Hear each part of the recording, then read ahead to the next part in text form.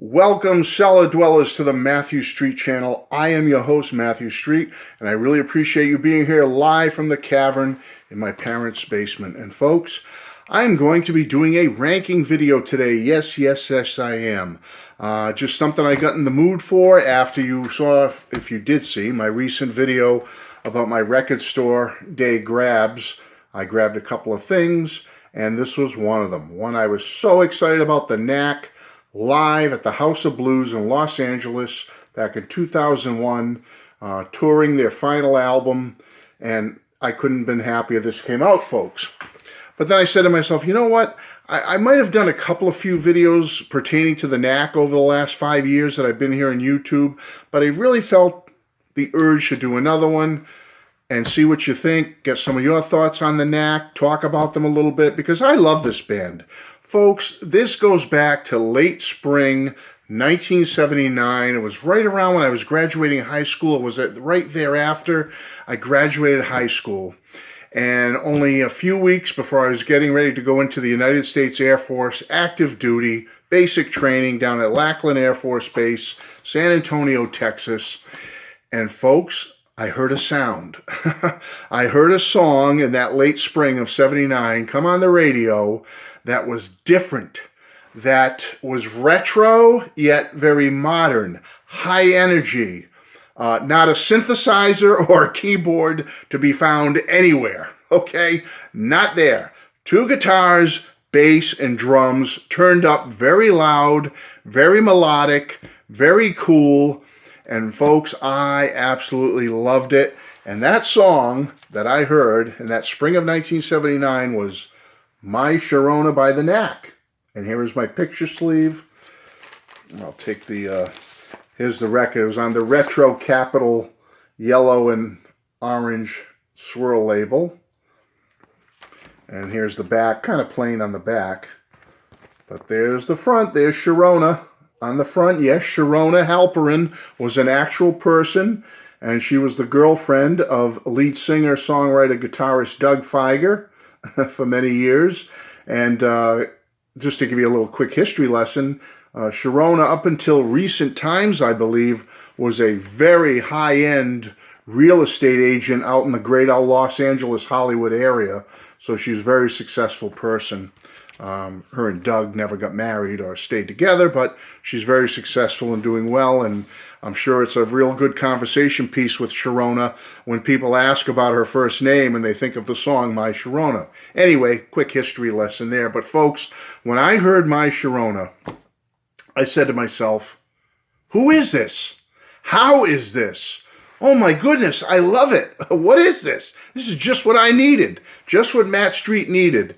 And folks, My Sharona, I believe it stayed number one on the charts that summer, coming into probably most of the summer. 6 weeks at number one, and I'm sure in the top 40 for many more weeks beyond that. It sold and I didn't look up any stats or anything, but at least 6 million copies of this single were sold. It just went through the roof, folks, to the point that if you look at the Billboard charts of 1979, the final glorious year of the 70s decade, My Sharona is the number one song, the number one single of 1979. Yes, it did that well.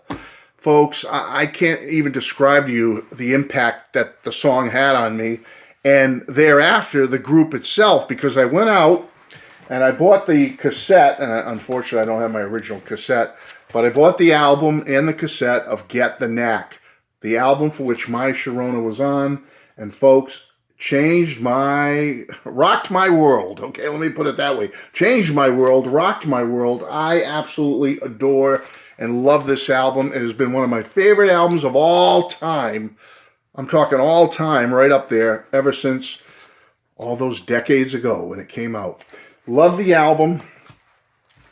The next single that came out, top 10 single, was Good Girls Don't. I have that original single here. Again, still on the yellow and orange capital swirl label, which I thought was a nice touch. Very cool.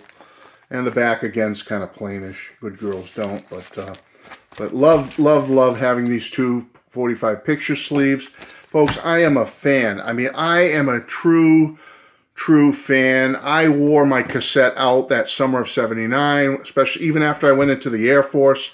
I took the cassette with me along with Back to the Egg, which came out, around that time. Another one of my favorite albums.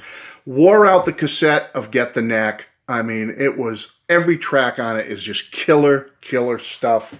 Love it to death. Absolutely fabulous. The album, I should say, let me say about the album.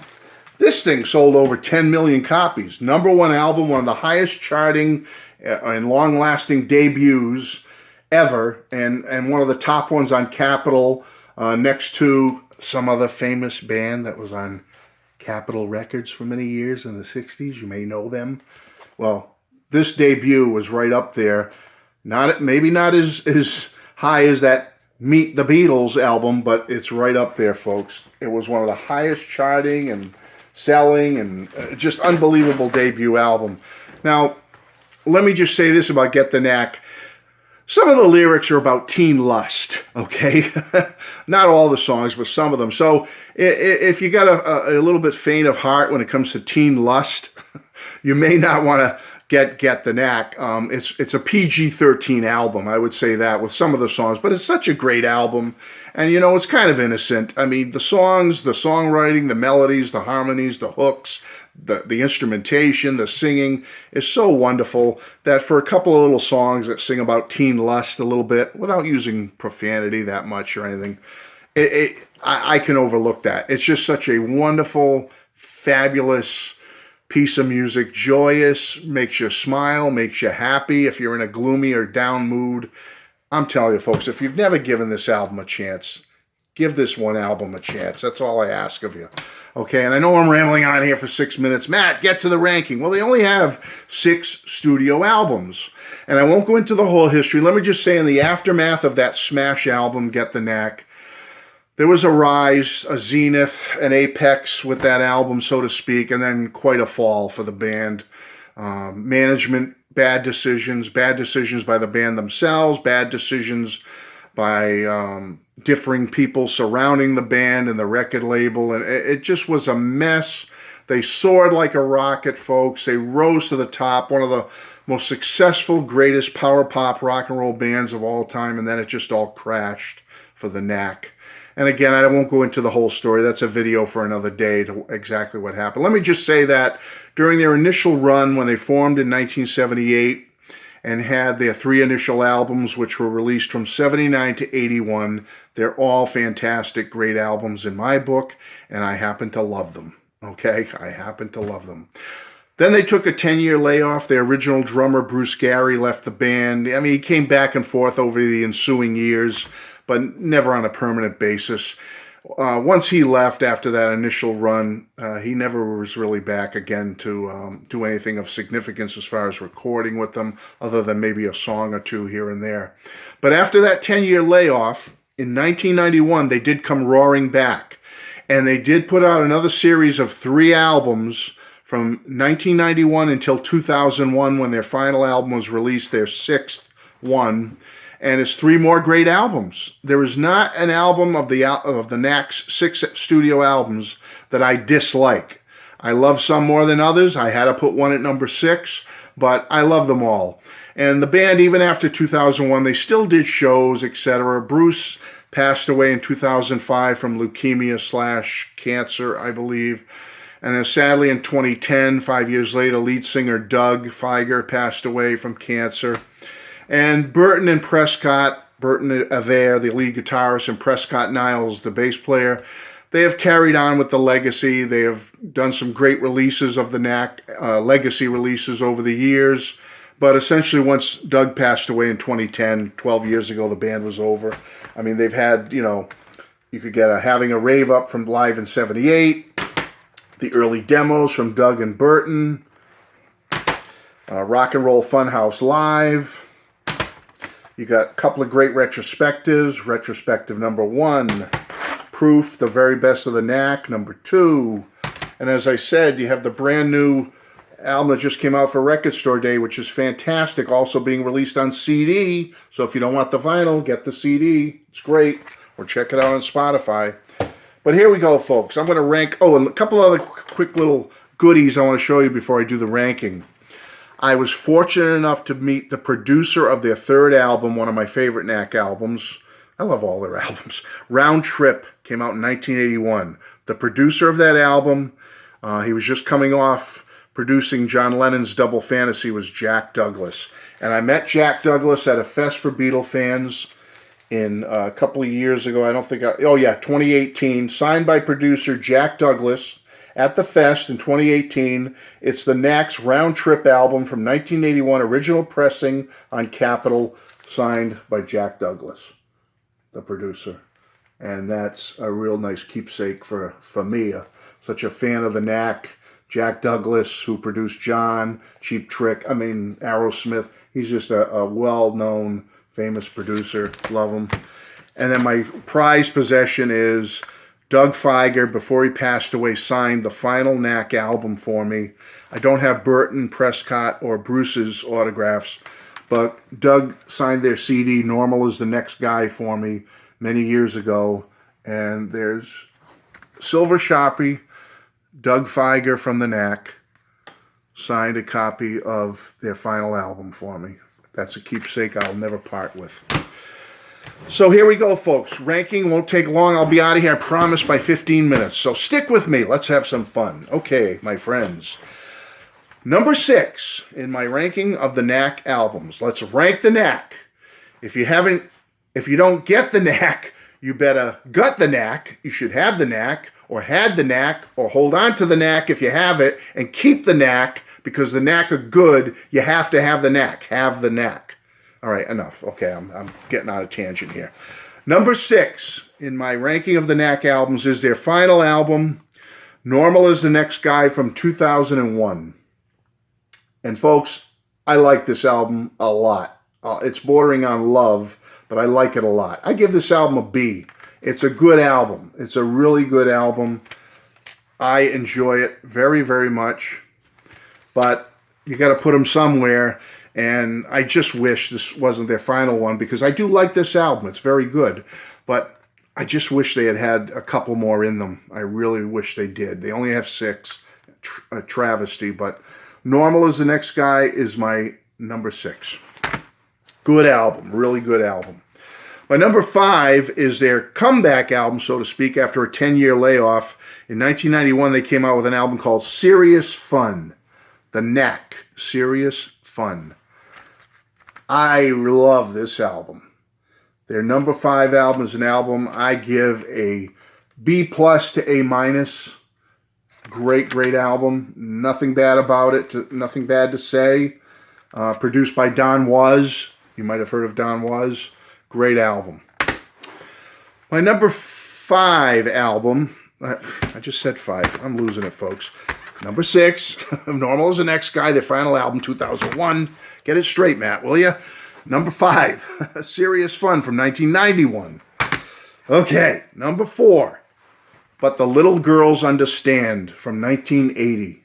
This was the album that came out right after Get the Knack, kind of, I would say, a little too soon after Get the Knack. If they had only waited, a good year and a half from this, so it would have been a good 2.5 years after Get the Knack, and then release something like this, I think it would have done great. As it was, folks, this did go gold and end up selling like 1 million copies and going platinum eventually.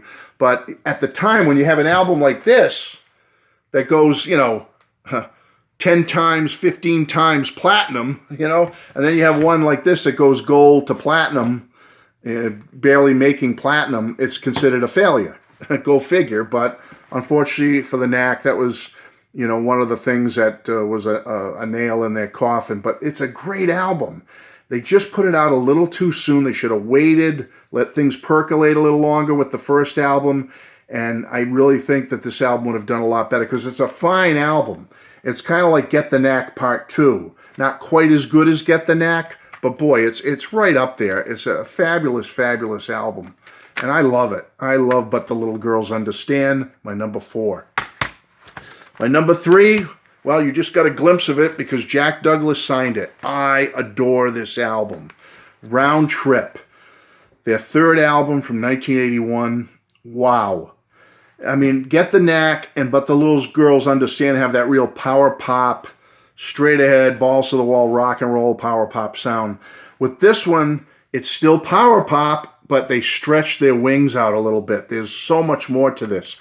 If you consider like Get the Knack and But the Little Girls Understand to be like their Please Please Me to Hard Day's Night Help era, okay, not to make comparisons, but I'm just trying to help you relate to this, then Round Trip, this is like their Revolver period, all right? This is like Revolver. It's like still retains all the greatness of the band, but it's colorful.